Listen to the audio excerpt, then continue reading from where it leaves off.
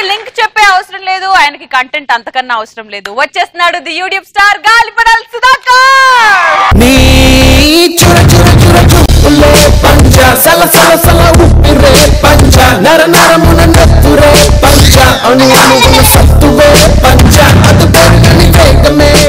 నవ్వడానికి మీరు రెడీయా, నవ్వించడానికి నేను రెడీ. ఓకే, శ్రీముఖి రవి వీళ్ళిద్దరు ఏంటంటే గాఢంగా ప్రేమించుకున్నారు. శ్రీముఖి అంటుంది, రవి మన జంట చూసి అందరు కుళ్ళి వచ్చేస్తుంది తెలుసా, సరే ఏడ్చినట్టుందని. రవి ప్రాబ్లం చెప్పంటే ఏం లేదు, ఎంత మేకప్ వేసినా జిడ్డు వచ్చేస్తుంది, నన్ను ఏం చేయమంటావు, ఏం చేయకు, ఇంట్లో వింబార్ ఉంది కదా దాంతో కడిగేసి మొత్తం పోతుందని చెప్పాడు.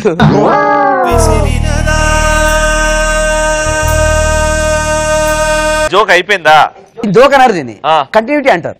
దీని కంటిన్యూటీ ఏంది? కంటిన్యూటీ ఏంటంటే ఈ రోజు నా బర్త్డే కదా, బర్త్డేకి నువ్వు నాకు గిఫ్ట్ ఏమి ఇస్తున్నావు అంటే, గిఫ్ట్ అంటే అక్కడ దూరంగా రెడ్ కలర్ కార్ ఉంది కదా, అబ్బా నా బర్త్డేకి రెడ్ కలర్ కార్ తీసుకొచ్చావా, అయ్యో I love you Ravi, excellent Ravi.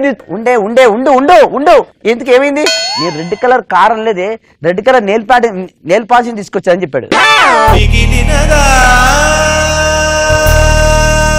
తర్వాత ఇంకొక జోక్ చెప్తా, ఇది బాగుంది, చాలా అద్భుతమైన జోక్ ఇది.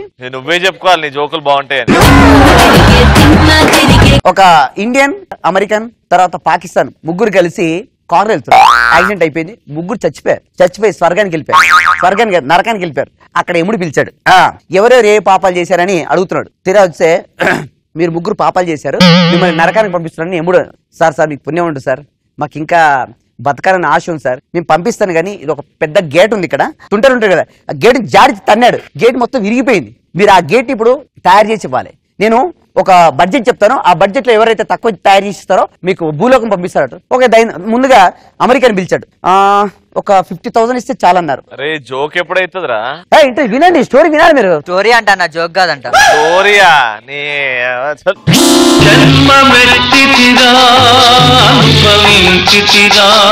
తర్వాత పాకిస్తాన్ పిలిచాడు, అరే నీవు గేట్ తయారు చేయడానికి ఎంత అమౌంట్ కావాలంటే నాకు 20,000 ఇస్తే చాలన్నాడు. ఓకే బాగుంది.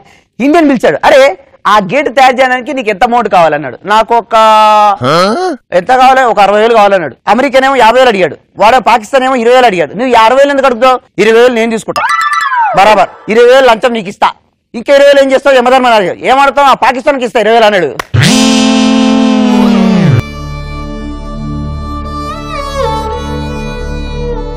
ఏంద్రా ఈ జోకు?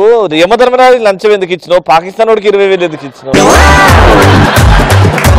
ఆ పాకిస్తాన్ అంటే 20,000 తీసుకున్నావు అంటే 20,000 తయారు చేస్తాడు కదా, కాబట్టి పాకిస్తాన్కి ఇచ్చాడు. మరి అమెరికన్ ఎందుకు ఇవ్వలేదు? అమెరికన్ ఎందుకు ఇవ్వలేదు అంటే ఆ జోక్ అట్లా రాశారా.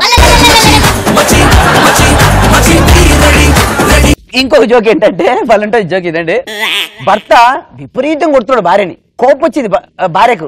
ఇలా కాదని డాక్టర్ దగ్గరికి వెళ్ళి, డాక్టర్ గారు మా ఆయన విపరీతంగా మందు తాగి నన్ను ఇష్టం వచ్చిన కొడుతున్నాడు, చిన్న ఐడియా ఇవ్వండి అంటే, నువ్వు ఒక గ్లాస్ లో నీళ్లు తీసుకొని నోట్లో పోసుకో, మీ ఆయన పడుకుంటే వరకు ఆ నోట్లో నీళ్లు మాత్రం ఉమ్మించకు బయట అన్నాడు. సరేని ఇంట్లోకి వెళ్ళి భర్త రాగానే వెళ్ళే నోట్లో నీళ్లు పోసుకొని కూర్చుంది. ఆడు చక్కగా భోంచేసి పడుకున్నాడు. ఒక్క మాట అంటూ ఒట్టు శబ్దంగా హ్యాపీ వాడు పడుకున్నాడు.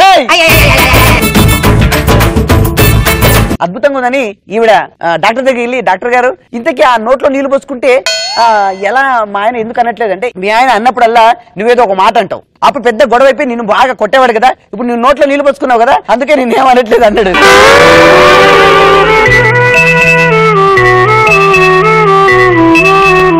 కట్టప్ప బాహుబలిని ఎందుకు చంపాడు? కట్టప్ప బాహుబలిని ఎందుకు చంపాడు అన్నకి రానా? వాళ్ళని లేపు ఫస్ట్.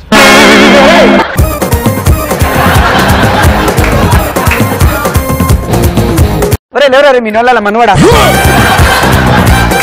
ఎవరికైనా ఆన్సర్ తెలిస్తే మైక్ పట్టుకుని లేచి ఆన్సర్ చేయడానికి ట్రై చేయండి. ఈడు అడిగిన క్వశ్చన్ కి ఆన్సర్లు కావాలి నీకు. బాహుబలి చంపింది ఎవరు? కట్టప్ప. కట్టప్ప ఎందుకు చంపాడు? మళ్ళా మీకేదైనప్పుడు నాకు ఎలా తెలుసు, నాకు అర్థం కాదు.